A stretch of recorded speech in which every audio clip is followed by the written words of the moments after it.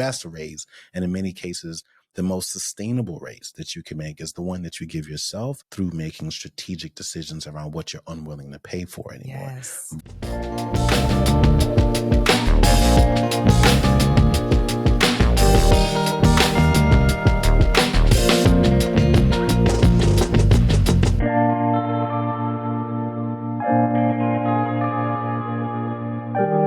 Welcome to the Rich and Regular podcast, where we explore life at the intersection of money. I'm Julian. And I'm Kirsten. And today we're talking about giving yourself a raise without changing jobs. But first, I want to shout out to Carlene from our Spotify fam bam, who left a comment saying, "You guys are great. Keep up the good work. Awesome content." I love them short but sweet, encouraging notes. So Appreciate thank you, Carlene. Thank you, Carlene. I'm not gonna lie, I just finished watching Sinners, and I thought I heard You thought Pearline. Pearline? I said, let me find out Pearline is a listener. What? All right. So we're talking about giving yourself a raise. And I think this is a good mid-year review type episode. We always do mid-year reviews. In the past, like last year, we talked about why you need to open a brokerage account, which we called the Swiss Army knife of investing. In 2023, we were talking about focusing on why and not how when you're talking about your goals and where you're behind in financial life, because 2023 was crazy economically. I mean, I don't know if many people remember that, but I don't remember. Then in 2022, it was just more of like a general primer on what to look for when you're doing a financial audit, or, what areas and categories to check in. Yeah. And this year, I really want us to dig into the proverbial couch cushions and find some money because 2025 is a special year. It's the midpoint between 2020 and 2050. And anytime after like last week, which was the first week of July, what it means is every day that passes, you are closer to 2050 than you were to 2020. No, 2000. I said that all wrong. I'm not quite sure where you're going with this. I said that all wrong. The point is we are closer to 2050 than we were to 2000. Yes. To 2000. Yes. And so a lot of us have fond memories of the 2000s, and you need to think of like 2050 as being around the corner. Yeah. And if anything, the job market has taught us that the easiest way to get a raise is to give yourself one. Yeah. And so that's what we're going to talk about today. Yeah. Yeah.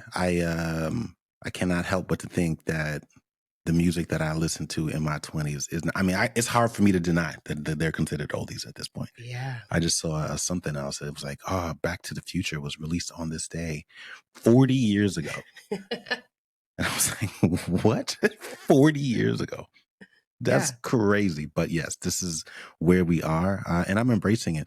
I do want to talk a little bit more about giving yourself a raise because that was actually the OG name of a blog post that was written on the Rich and Regular blog back when we were blogging on a regular basis. That was the introduction of our platform to the world. It was one of our most popular blog posts at first. And it was something that I think a lot of people resonated with during that time. So I'll go back to the spirit of that a little bit, because I think when most people hear some of the things that we were talking about in that blog post, and even in some of the older podcast episodes, there's always a sense of resistance. And it is because people just hear deprivation. Cut back, live without, make difficult decisions. And it feels like an extreme diet in a way. Mm-hmm. And I think that's part of the reason why so many people tend to just eliminate or avoid budget culture and budget tips and these kinds of conversations altogether. But I really want to challenge everyone that's listening and watching today to say that this isn't about that at all. This is very similar to what you were saying. It's about a sense of empowerment. And I don't think you really realize that until you've dug around in the mud a little bit. Mm-hmm. Like you get into the couch or whatever, areas of your life or your financial life you find, and you start to realize that there's a lot of empowerment there, because you're just slowing down for a second and taking a look around and realizing actually there's a lot of opportunity here. And it doesn't feel like cutting back if what you're cutting back are things that don't really require you to make a lot of trade-offs. In some cases they will, but in several cases, if you really do that work thoroughly, you will notice that there are tons of little opportunities, and they may be tiny and easy to ignore at first, but when you start to add them up, bit by bit, dollar by dollar, that's where you really start to see the impact. And that's when doors that you didn't realize could actually open, things that you can actually start handling, taking care of, or looking forward to really start to become more visible. Mm-hmm. So it starts with paying attention to the details. And I think that's the spirit of this conversation. And mid-year is the perfect time to do it. Yeah, I'm going to start with something. We're just going to jump right in because I want to get tactical real quick. But I want to start with something that most people have probably heard, which is subscriptions. And I want to start with a different angle, which is that it's not the $10 subscription that's the problem. The problem is that it disappears in the background of your life. Yeah. So when most people start subscriptions, or we should even call them just reoccurring charges, Mhm. they don't necessarily have to be a subscription for it to hit your card 3, 4 times a year or, every 12 months, whatever it is. When people start those things, they're typically going through a specific life phase, whether it's a wellness kick or a new baby or a new job, a new hobby, a parenting stage. Something in your life makes you say, yeah, I might as well buy a year worth, or I might as well sign up for this version of the program. And that cost lingers even when the identity or the problem that it was trying to solve is gone. Yeah. That is the issue. And because of that, people underestimate their subscription spending by a lot. Oh, yeah. More than double, according to a 2022 survey that said people thought they were spending $87, but it was really $219, which is a big, big difference. Oh, yeah. And this is the business model, y'all. This is why everybody has subscriptions and offers them, because they only work if you forget they're there. Otherwise, you would not renew it or redeem it. And so it's not necessarily your fault, but it is your responsibility to understand how this works and how you may be contributing and taking money out of your own hands, right? The whole theme of this episode is that you need to revisit the feeling of thinking a job can solve all of your problems and look at the money that you already have and are just allocating somewhere else. For sure. And so the solution for subscriptions and frictionless spending and recurring expenses is to audit and then cut. And there are a lot of ways you can do this. There are apps at this point that will do it for you, but typically those have a subscription fee in and of themselves. They do. So the other way that I would suggest, if you're not down to do it manually, is to self-audit using AI. And you can do this using any LLM tool, whether it's ChatGPT or something else that you prefer. And basically what you can do is download your statement from your bank or your credit card. This is important. You need to remove or blur any personally identifiable information. So your name, address, full account numbers, remove all of that. Black it out, whatever you need to do, and then upload the cleaned version. And then what you can ask AI to do is help you parse through all of the transaction descriptions, flag the likely subscriptions or at least recurring charges, and then group them either by merchant or by frequency. So it can be by merchant if you know you have an Amazon issue or you know you have a Peloton membership, or you can do it by frequency, whether you're looking for things that happen more than once a month or just once a month or once a quarter or annually. And that will help you understand what to tackle first and where you're going to see the most upside. Now, if you're not comfortable uploading anything into AI, I get that a lot of people have hesitations with uploading anything. Well, it's hard to avoid at this point anyway. Well, you can just create a prompt, right? You can create a prompt that allows it to ask you to basically guide you and jog your memory around what kind of subscriptions you may have. So instead of uploading something, you might say, create a prompt. I'm trying to figure out how many recurring expenses I have. It would be more detailed than that, but you get the point.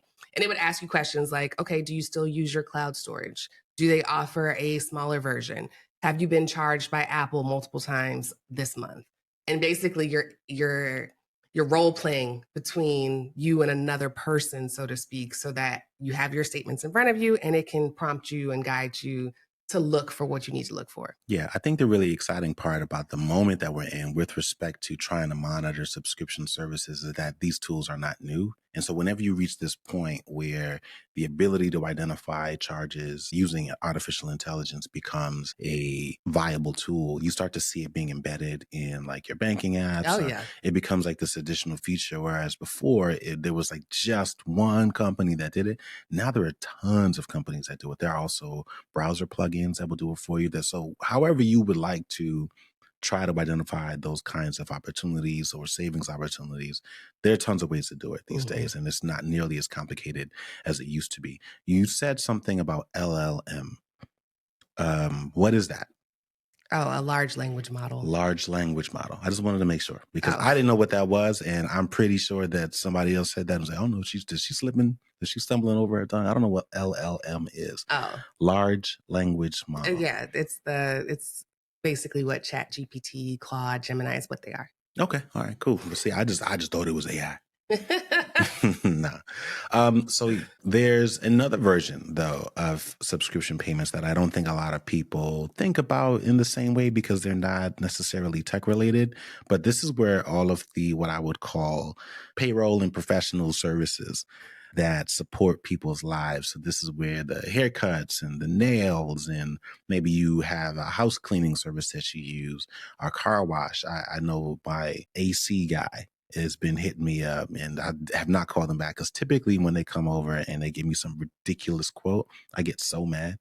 And then I just change and go to the other guys until I come back. Cause like, it's like, everything is fine. It's just $100. It comes with this and it comes with that. They change out the filters and then they give you a quote for a couple $1,000s and tell you that your unit's getting ready to die. So, but these are all things that are required, especially if you're a homeowner. Pest control is another one of those little things that are in a way functionally subscription services. There's an annual subscription. It comes with certain services, but it doesn't necessarily show up in the same way that a lot of things like Netflix or Disney Mhm. Plus or, those dining services back in the day, like Blue Apron. I don't even, Mhm. I think they're still around, but that industry crashed and fell pretty quickly. So all of that to say, these are other opportunities that you can just take a moment to revisit and say, am I really getting what I want? Am I paying for the premium pest service, but I still have ants? Like I thought about that the other day. Like I have ants, not inside the house, they're outside the house. And I was like, all right, well, I shouldn't have ants. Now, granted, we could have them come back and do another treatment, make Mhm. sure that, we can tell them specifically, but that's when things get really technical. They're like, well, what kind of ants? It's like, I don't know, dude. Like ants, enough. Well, there's definitely gonna be an upsell where it's like, For sure. well, Just like, if you have oh, ants, then you probably have other vermin. well, What we ended up doing was going to Home Depot and getting a $15 bottle of see, ant I didn't know repellent. you were doing that. I would have called pest Yeah, control and see? had them come back out. Well, it's included. It it It's included. the But I point hear you. is It does usually come with some additional thing, and that is the trick to a lot of these professional services. You mentioned something, and then all of a sudden, it was like, oh, well, see, that's when that's when the Black Mirror episode where they go from talking about, well, no, now you need the premium plus version yeah, of whatever it is. yeah. But the same is true. Like whether it's getting your car detailed or lawn care, like these are the kinds of things that I don't think a lot of people realize. They just chalk it all up to being an adult or being a homeowner. I would also say, even on a grander scale, and going back to some of these earlier conversations and things that we would want to highlight to people around these professional services that we pay for, but we don't really find value in, or that just don't make us feel good. I think one of the biggest ones is a financial advisor.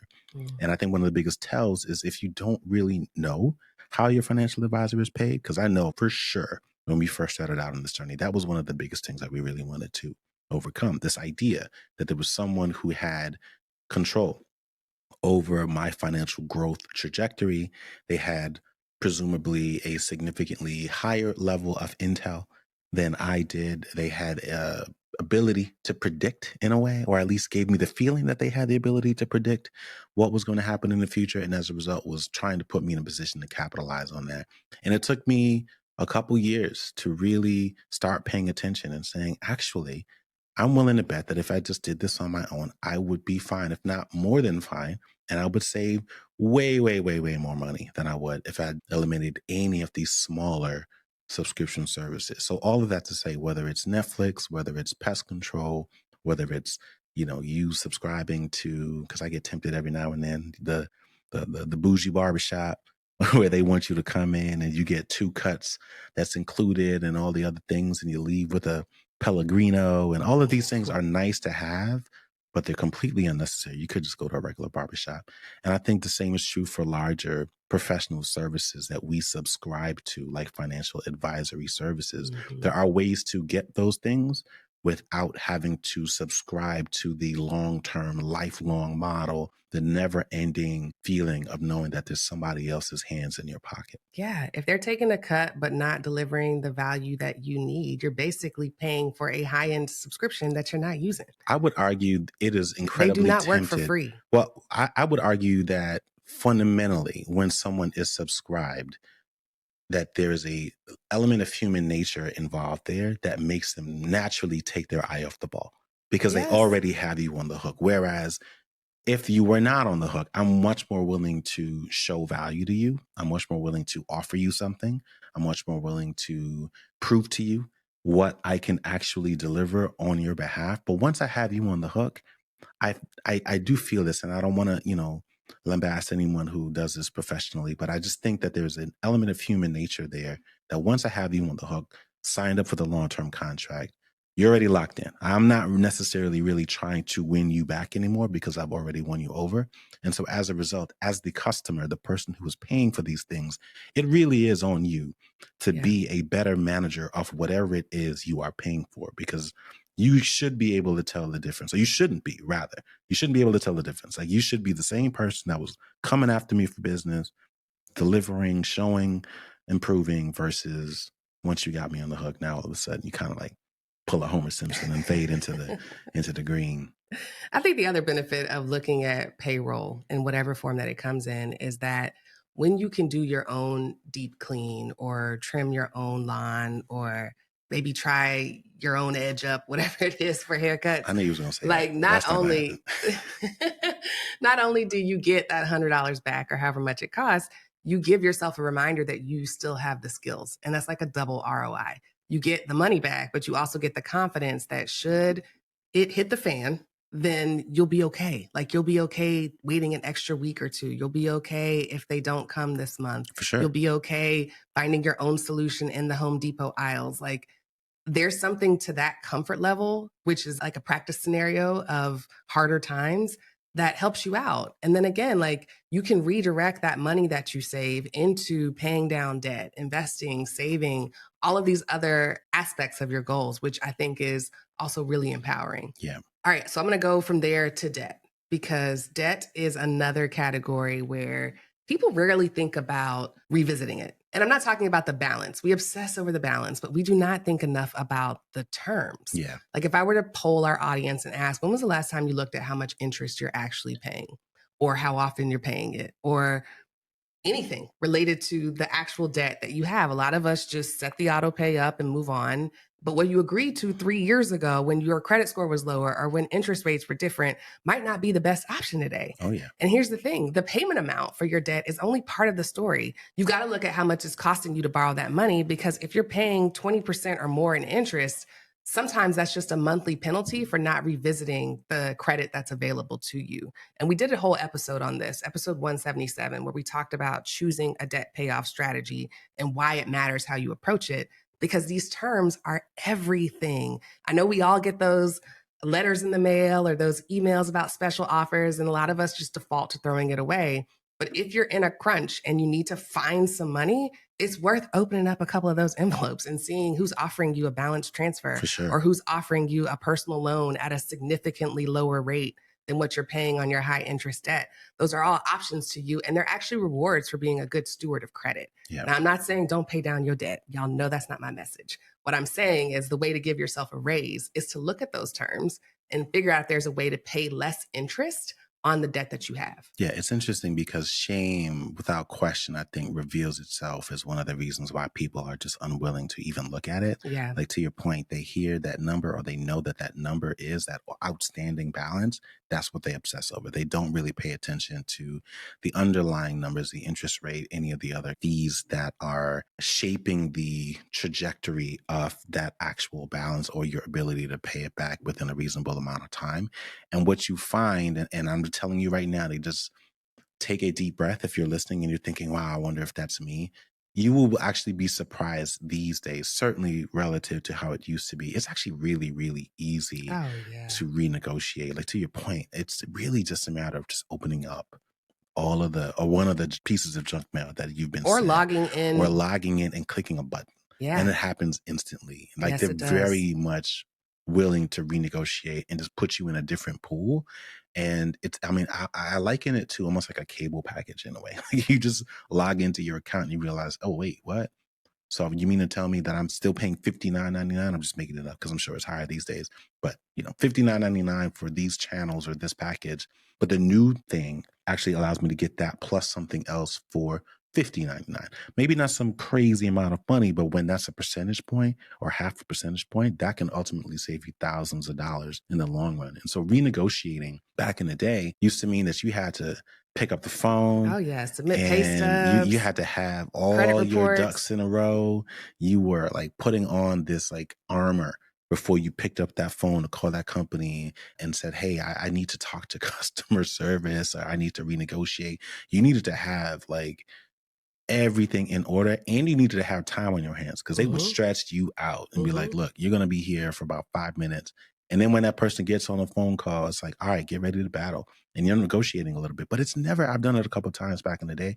It was never really that hard. Like, so long Mm-hmm. as you have the basics there and you are willing to walk away, more often than not, and I'm just going to throw a number out there, 80% of the time, they're willing to do business with you and say, all right, how about this? And even if it's just like 3 months, 6 month pause, like that could be exactly what you need to solve whatever financial issue or challenge that you're dealing with. And so Yeah. all of that to say, renegotiating does not always mean that you have to have everything in order and you need to be on the phone for 30 minutes. Sometimes it could literally be as simple as just opening up the mail that has already been sent to you or Mm-hmm. logging into your dashboard, clicking around, actually clicking on the pop-up that's coming at you and saying, oh, that actually would be really helpful right now. Mm-hmm.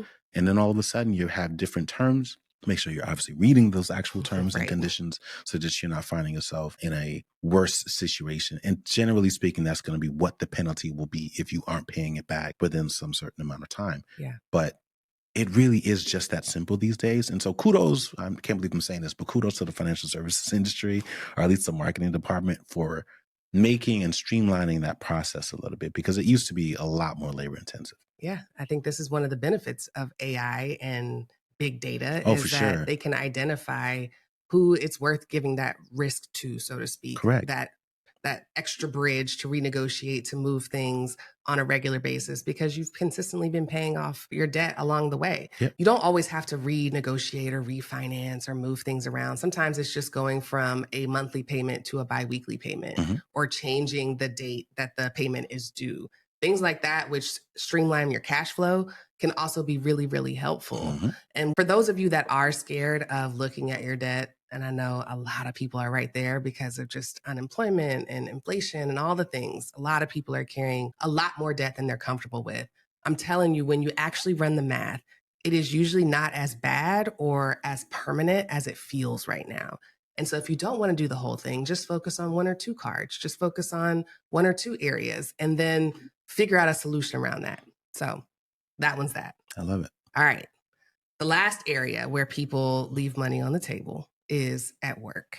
And I'm going to start with PTO, paid time off, because if you've got unused vacation time that actually expires, you're basically giving the company back a part of your paycheck. And I get it. Some people are overwhelmed. Some people feel guilty taking time off. Some workplaces make it really hard to do so. But if you don't use it, you lose it. Literally. Like, this is not a self care issue, although I could frame it around self care. This is more of a compensation issue. If you earn $80,000 a year and get 15 days of paid time off, your employer is basically saying, we'll pay you $80,000 even if you only work 235 days this year instead of the normal 250 days, Yeah. right? That means that those 15 days are already paid for. They are part of your total compensation, and not using them is like buying something and never picking it up.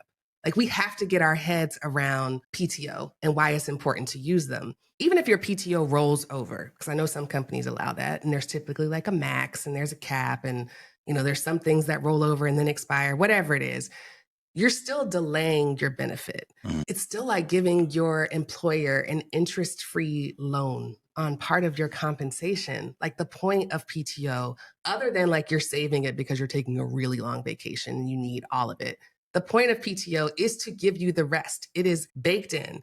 If you don't take it, you're working extra without extra pay.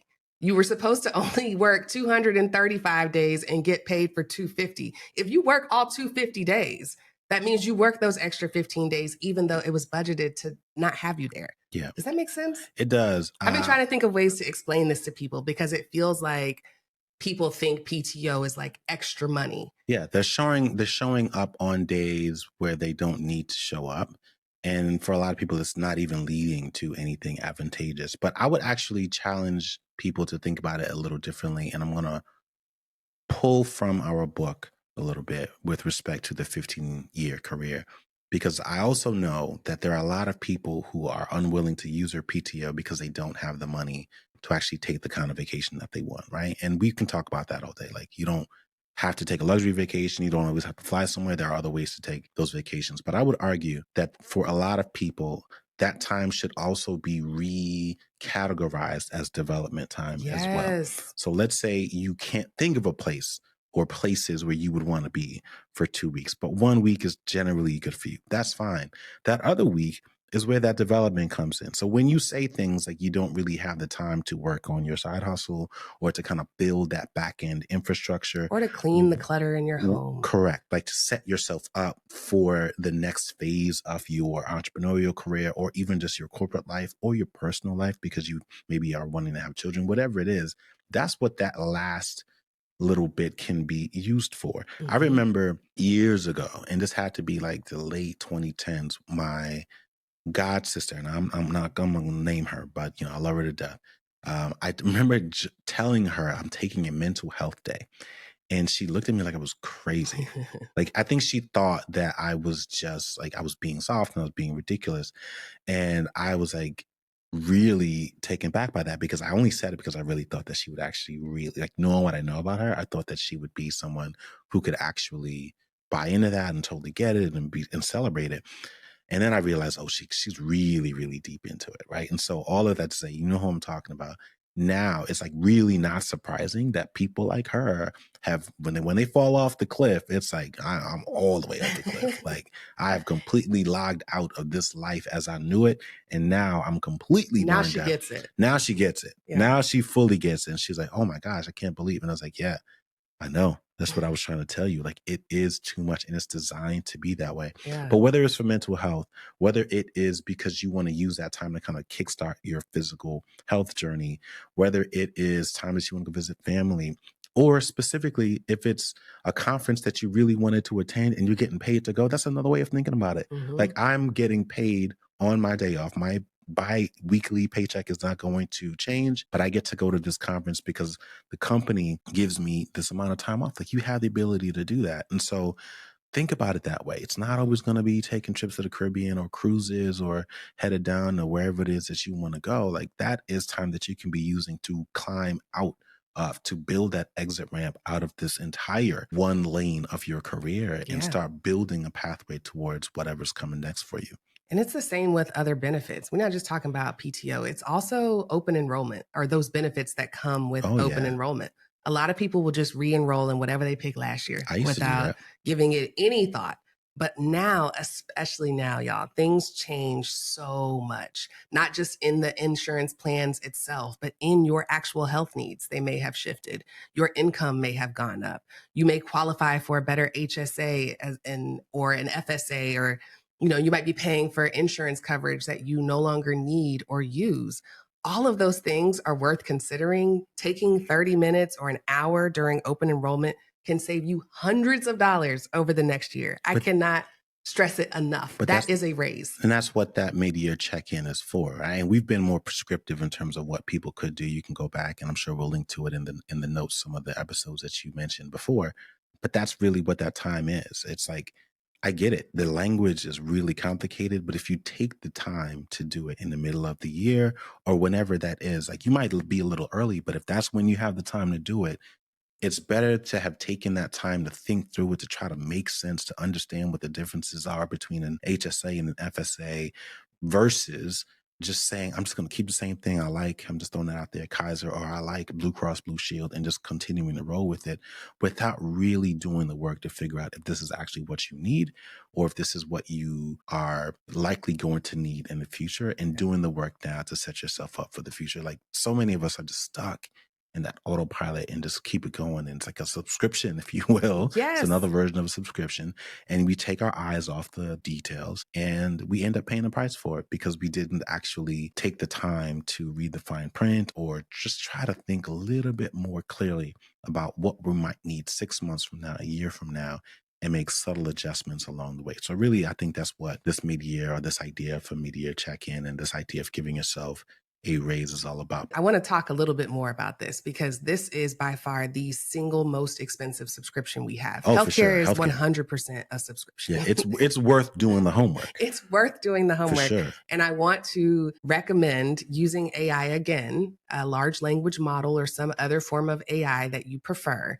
That if you cannot think, if all the healthcare jargon and all of the ideas are stressing you out, upload last year's plan, upload your options for this year. Tell the AI what your goals are or what you're struggling with or what you're looking for, or whether, little Timmy needs braces this year, or you've been having this back issue and you want to make sure that surgery is covered. Tell it everything and it will tell you exactly what to do. It will tell you what it's found. It will tell you the differences between last year and this year. It will tell you that you are now paying $75 more for the same insurance and give you what you need to actually use the insurance that you have. This was the first year that I really got into this. Like, I wanted to make sure that we were using every free insurance benefit that we have, or even the ones that have a low copay.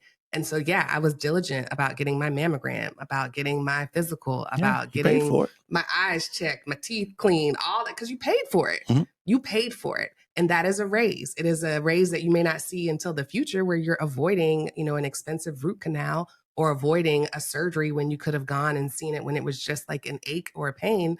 But it's really important to take the time to do this and to try to find ways to save on the larger expenses. I want to pivot, but land the plane on this and tell a brief story about another recent friend. I know I just gave a little story about our god sister, but we just had a friend over, a baseball friend over, and I was so pleased with how transparent she was willing to be with us in terms of what they were dealing with. Because another one of the ways that their family is thinking about this is just being honest with the fact that they are not as pleased with the results from a private school that they've been sending their children to.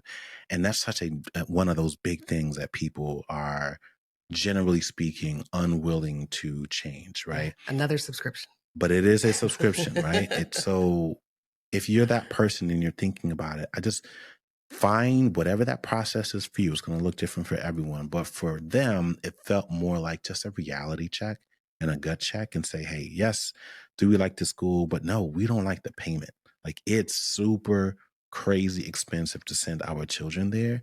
And we're now at a point, now that we've been exposed to other kids, and we're saying, you know what? It's not like our son is remarkably more advanced than some of these other kids. And it's not like he has a relationship with all 600 kids in the school. Correct. The 12 that he likes, we see Correct. in sports, in birthday parties. Like, it's those not are the going to kids be that he's actually traumatic. building relationships Yeah. with. And so it's the little things like these subscription services. It's the little things, or the medium things like, the annual payments for professional services. It's the large things, like whether or not you choose to self-manage or use fee-only financial advisors. But it's also a lot of the larger lifestyle things, like deciding to send your children to private school at some point, whether it's a mid-year check-in or it's about to leave elementary school and move to middle school check-in, where you look back and you say, okay, do we really want to continue to sign up to pay thousands upon thousands of dollars for something if we don't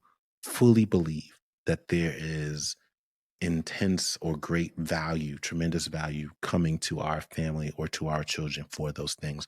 And if the answer is no, you deserve to take action sooner rather than later, rather than continuing to allow thousands of dollars to bleed or leak out of your household, because now's really the time. I mean, if we're being honest, a lot of people are one injury, one layoff, one grief dealing issue away from financial turmoil. And so you owe it to yourself to have created a strong foundation and to have gone through the exercise of being able to identify all sizes of levers that you can pull that allow more disposable income to remain in your home than to just continue to bleed out. Yeah. I think the most powerful raises that you can get are the ones that you give yourself, For right? sure. Like, that they're not tied to someone else's timeline, promotion cycle. They don't require approval. You can give them to yourself whenever you want to. And so my takeaway would just be to pick one. Just pick what we named. How many things? 10, 12? Yeah, A maybe. number. Who knows? You all, don't have to. all sizes. All sizes. You don't have to wait for someone else to give you more. Sometimes the raise you need is just waiting on you to notice it. It's already in your account. You just spend it. And so. Yeah, I want to be clear though. The language that we're using is specifically for the people who feel like they will deal with these issues and that the only way to deal with these issues is to get another job or to get more money. They're waiting. Right? It's like, no, that's one version of a raise. And by the time you get that one, you're also going to have to deal with cost of living adjustments, which is why so many other people don't ever quite feel like, even though they got the raise, that they are able to live the kind of lifestyle that they thought they would when they were making that kind of money. So that's specifically why we're using this language and asking people to think about it this way, because the best raise, and in many cases, the most sustainable raise that you can make is the one that you give yourself through making strategic decisions around what you're unwilling to pay for anymore, versus always believing that you can put yourself in a position to earn more. And as a result, just not really having a level of control, because earning a raise that way, while it's still good, it's always going to be better to make more money, isn't always under your control or under a timeline where you can actually do something about it. Yes. Yeah. And by the way, no one is above this. It don't matter how much money you make. Facts. No one is above looking at the money that is leaving your hands and deciding, like, did I mean for it to do that?